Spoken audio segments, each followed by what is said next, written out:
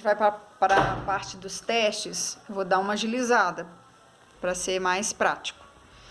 Essa primeira parte aqui, ele fala que uma pessoa vai soltar uma régua. Aí tá aqui no primeiro, de 30 centímetros, do 0 para o 30, e vai medir o tempo. Aí marca a distância que essa régua andou, vamos dizer assim. Aí dá para observar que em 24 segundos, 0,24 segundos, ela andou 0,3 metros, ou seja, 30 centímetros. Em 0,17 segundos, 15 centímetros. Em 14, 0,14, 10 centímetros. A distância percorrida pela régua aumenta mais rapidamente que o tempo de reação. Por quê? Porque a força-peso da régua tem valor constante, o que gera um movimento acelerado. Como assim? O peso no nosso referencial não é sempre para baixo, devido à atração da gravidade, que peso é igual a massa vezes a aceleração da gravidade. Essa aceleração é constante. Então, esse movimento de queda da régua, ele é acelerado. Então, gera um movimento acelerado. É a letra D, no caso. Segundo, duas forças, uma de 3 newtons, a outra de 4 newtons, atuam numa mesma massa pontiforme. Quando fala pontiforme é porque eu posso desprezar o tamanho. Sobre o módulo da aceleração dessa massa, é correto afirmar que é maior possível se os dois vetores tiverem a mesma direção e o mesmo sentido. Como assim? Imagina que você faz uma força de 4 newtons e a outra pessoa, o seu colega, faz uma força de 3 newtons. Quando que vocês vão provocar a maior aceleração possível? Quando vocês dois estiverem no mesmo sentido. Se eu abrir aqui um pouquinho, entra aquela história da decomposição, vai caindo. Se eu colocar sentido contrário, é o menor valor possível. Como ele quer maior valor possível, é só quando os dois têm a mesma direção e o mesmo sentido. No caso, é a letra B. A 3 tem a ver com aquele efeito chicote, o cinto de segurança que eu acabei de comentar com vocês. Aí ele dá toda a introdução falando a respeito disso e pergunta qual que é a alternativa correta para o tal princípio. A alternativa correta é a letra C. Todo o corpo tende a permanecer em repouso ou movimento retilíneo uniforme, a menos que seja obrigado a mudá-lo por forças atuantes sobre ele. Que forças é essa que a gente está falando? Cinto de segurança e encosto do banco. A 4, ainda no mesmo assunto, leis de trânsito, cinto de segurança, encosto de banco. Vocês vão marcar a letra B. Em razão da inércia, os passageiros são lançados para a frente, conforme se observa nas fotos B, C e D. Também sem mistério nenhum, letra B. Essa 5, ela tem o mesmo raciocínio daquela balança dentro do elevador que eu comentei.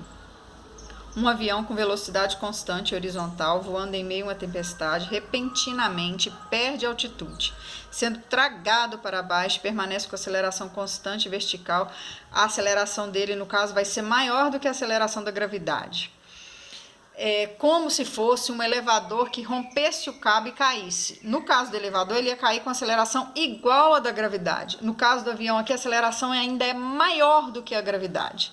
Eu vou falar do elevador, que eu acho que é mais fácil de entender, depois vocês fazem o mesmo raciocínio para essa questão. Se a aceleração fosse igual à da gravidade, o cara ia perder o contato com a balança, meio que ele flutuasse dentro do elevador. Como aqui o avião vai cair com uma velocidade com aceleração maior do que a gravidade, essa bola que estava solta, ela tende a subir, podendo chocar com o teto. Vocês vão marcar a letra D. Será acelerada para cima em relação ao avião, podendo chocar com o teto, dependendo do intervalo de tempo. A 6 também não tem segredo. Um explorador de caverna utiliza-se de técnicas de rapel que consiste em descer abismos e canyons apenas com uma corda com velocidade praticamente constante. Gente, falou movimento reto com velocidade constante, a gente está falando de inércia. Se a gente está falando de inércia, o somatório das forças tem que serem iguais. Que força que eu estou falando? Estou falando do peso para baixo e da reação para cima. Ele pode chamar de atrito, de reação com ar, mas eu estou falando de uma força contrária. Se a massa do sujeito é 80 kg, a gravidade é 10, o peso dele vale 800 newtons. Para ele ter velocidade constante, a força contrária tem que ter o mesmo valor. É só vir aqui e marcar 800 newtons, que no caso é a letra C. Essa aqui é a número 7, também não tem mistério.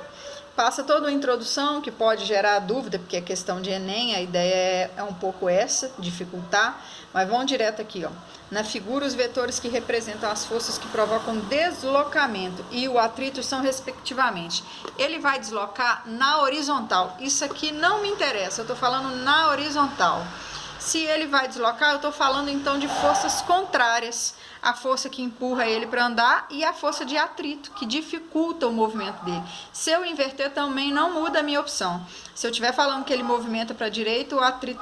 Falei errado, né? Se ele movimentar para a esquerda, o atrito está para a direita. Ou o contrário, se ele movimenta para a direita, o atrito está para a esquerda. São contrários. Então, você vai marcar a letra A.